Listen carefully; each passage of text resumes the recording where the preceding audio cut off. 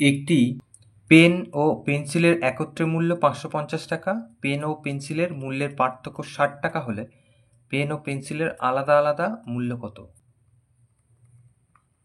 তাহলে এখানে এই যে ৫৫০ টাকা একত্রে মূল্য, এটাকে আমরা দুভাগ করব, আর এই ৬০ টাকাকে দুভাগ করব।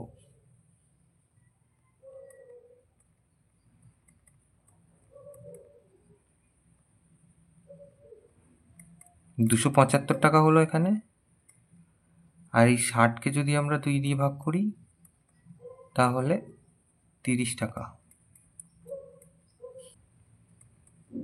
তাহলে পেনের মূল্য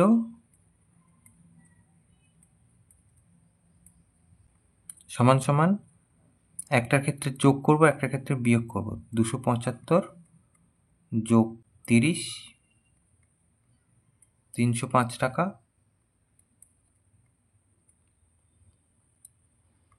আর পেন্সিলের মূল্য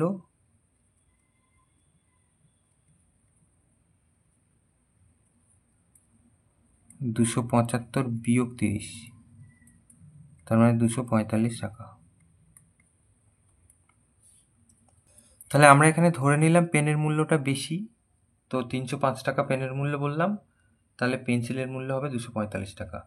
যদি বলা হয় পেন্সিলের মূল্য বেশি, তাহলে আমরা এই ৩০৫ টাকা এটা পেন্সিলের মূল্য বলবো, আর পেনের মূল্য বলবো ২৪৫ টাকা।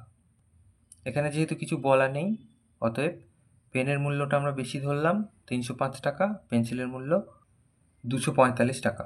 তাহলে এই দুটো উত্তর, এই দুটো বিয়োগ করলে ৬০ হবে।